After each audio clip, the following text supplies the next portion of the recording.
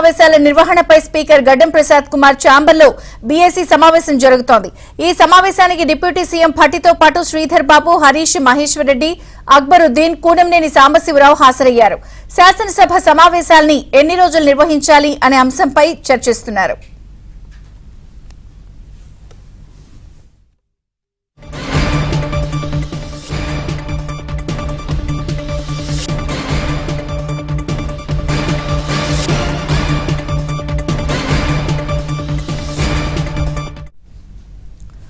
మరోవైపు కాసేపట్లో సీఎం రేవంత్ రెడ్డి అధ్యక్షతన సీఎల్పీ సమావేశం జరగనుంది. అసెంబ్లీలో ఎలా వ్యవహరించాలి అన్న అంశంపై కాంగ్రెస్ సభ్యులకు సీఎం దిశానిర్దేశం చేయనున్నారు.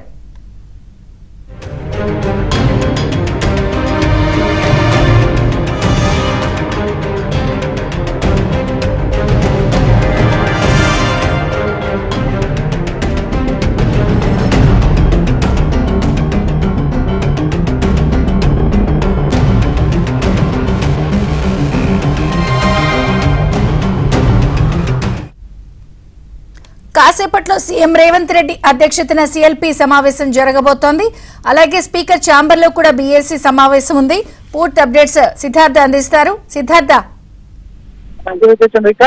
స్పీకర్ కార్యాలయంలో బీఏసీ సమావేశం కాసేపు క్రితమే ముగిసింది. ఈ సమావేశంలో అసెంబ్లీ పనిదినాలు, అసెంబ్లీ ఎజెండాను ఖరారు చేసినట్టు తెలుస్తా ఉంది. అయితే సభ 30వ తారీఖు వరకు కొనసాగే అవకాశం ఉంది. ఒకవేళ అవసరమైతే 30వ తారీఖు వరకు అప్రోప్రియేషన్ బిల్ ని చేయాలి కాబట్టి 30వ తారీఖు వరకు సభ జరుగుతుందని తెలుస్తా ఉంది. దాని తర్వాత ఏదైనా సభకు సంబంధించి అంటే ఏదైనా కీలకమైన అంశాలు చర్చించాల్సి ఉంటే దానికి సంబంధించిన సభను ఇంకా పొడిగిస్తామని సుచాయిగా అనుకున్నట్టు తెలుస్తోంది. ఇక సభ పనిదినాలకు సంబంధించి కాసేపట్లోనే స్పీకర్ కార్యాలయం నుంచి ఒక అధికారిక ప్రకటన వెలువడే అవకాశం ఉంది. ఇక మరోవైపు సీఎల్పీ సమావేశం కూడా కాసేపట్లోనే మొదలుగానుంది. సీఎం అధ్యక్షతన జరగనున్నటువంటి ఈ సమావేశంలో పలు కీలకమైన అంశాలు చర్చకు రానున్నాయి. ముఖ్యంగా అసెంబ్లీలో కాంగ్రెస్ పార్టీ వ్యవహరించాల్సినటువంటి స్ట్రాటజీపై సీఎం రేవంత్ రెడ్డి ఎమ్మెల్యేలకు, మంత్రులకు దిశానిర్దేశం చేయనున్నారు. ఇక రానున్నటువంటి రోజుల్లో ఇటు బడ్జెట్కి సంబంధించినటువంటి అంశాలతో పాటు పలు కీలకమైన అంశాలను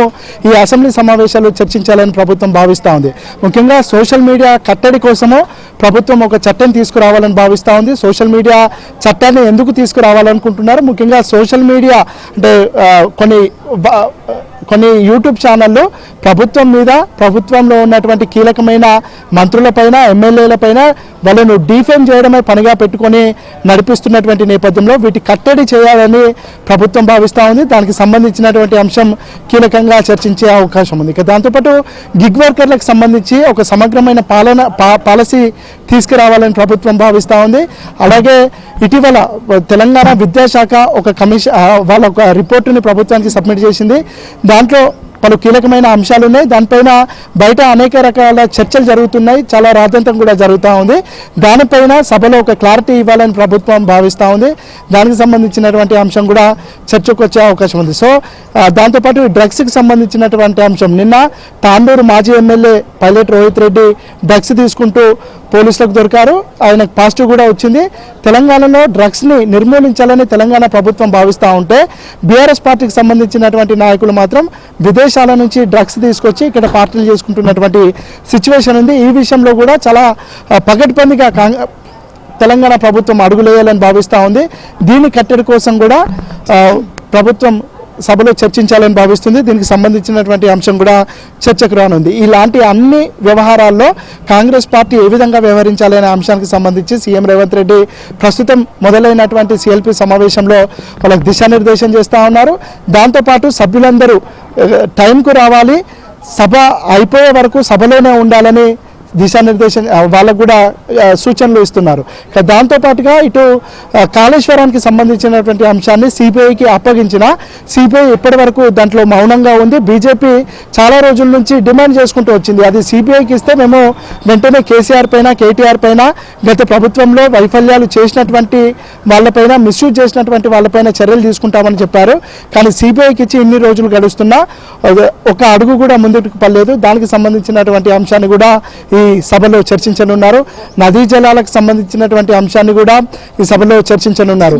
ఈ కీలకమైన అంశాల చర్చ జరిగేటప్పుడు మంత్రులు ఏ విధంగా వ్యవహరించాలి, వాళ్ళకి సంబంధించినటువంటి ఇన్పుట్స్ని, దాంతోపాటు ఎమ్మెల్యేలు కూడా అంటే బీఆర్ఎస్ పార్టీ దీనిపైన ఎదురుదాడి చేస్తే, ప్రభుత్వం మీద ఎదురుదాడి చేస్తే దాన్ని ఏ విధంగా తిప్పికొట్టాలనే అంశానికి సంబంధించి సీఎం రేవంత్ రెడ్డి మంత్రులకు ఎమ్మెల్యేలకు దిశానిర్దేశం చేయనున్నారు. ఇక ప్రభుత్వ విప్పులు కూడా ఎప్పటికప్పుడు చర్చకు సంబంధించినటువంటి అంశాల నోట్స్ని సభ్యులకు ఇవ్వడము, సభ్యులందరూ సభలో ఉండేలా చూసుకోవడం విప్పుల బాధ్యత అని సీఎం రేవంత్ రెడ్డి తెలిసి చెప్పినట్టు తెలుస్తూ ఉంది. మొత్తానికైతే అసెంబ్లీ సమావేశాలు 30 వరకు కొనసాగుతాయి. ఒకవేళ కీలకమైన అంశాలు ఏవైనా చర్చించాల్సిన అవసరం ఉంటే మళ్ళీ ఎక్స్టెండ్ చేసే అవకాశం ఉంది. ప్రస్తుతం అయితే 30వ తారీఖు వరకు సభలు జరగనున్నాయి. ఈ సభలో కాంగ్రెస్ పార్టీ ఏ విధమైన వ్యూహంతో ముందుకు వెళ్ళాలి, ముఖ్యంగా కాంగ్రెస్ పార్టీ ఈ పాలసీ డాక్యుమెంట్లు, ఈ 100 రోజుల 99 రోజుల ప్రణాళిక కానీ, మూసీ ప్రక్షాళనకు సంబంధించినటువంటి అంశం కానీ, వీటన్నిటికీ సంబంధించినటువంటి చర్చను సభ ద్వారా